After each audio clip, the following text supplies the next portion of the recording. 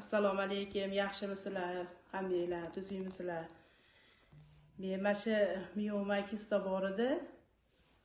Shu Tianshinnikini dorilarni ichib 45 kunda natija ko'rdim. Kecha kuni borib, shu miyomamni tekshirtirdim. 10 ni ham qolmabdi dedi vrachim. Lekin katta kista so'ralibdi, qolganlar turibdi dedi. Yana bir oy ichsangiz, Xudo xolasa, u vrachim ham Tianshinga qarshiligim yo'q, ichavering deb maslahatlarni chiroyli berdi. Rahmat. Yaxshiman. Zo'r. Qaranglar. Ana miometriya и самое главное nima?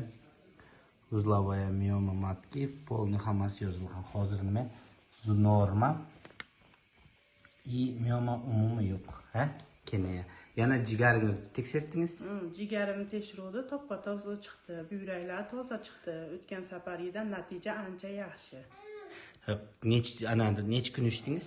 Qaysi mahsulotlarni ichdingiz? Boshida nima bo'ldi ayting? Tozalovchi ichdim, fruktazon, keyin hitazan,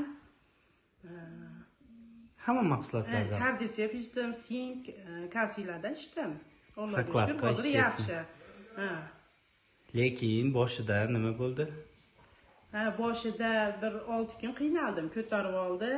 Endi uni to'xtatib qo'yishimga ham majbur bo'ldim. Xo'jayinim to'xtatasanmi, ko'tarib oldi deb bunday qildi. Yo'q, men natijasini o'zim bilib turaverdim. Allohga shukr 10 kunda oyoqqa turib yurdim. Ancha yaxshiman. Yurolmay ham qoldim. Operatsiya deydi. Operatsiya stoldan ham qaytib kelganman. 2 battalab qaytib kelganman. Allohga shukr qochib kelganman-da, tegmasin deb. Tegdirmay, mana Allohga shukr 45 kunda natijalarni zo'r ko'rdim. Sizlar ham ichinglar, maslahat beraman. Tianshin zo'r ekan. Oilam hammamiz ichyapmiz. Rahmat opa.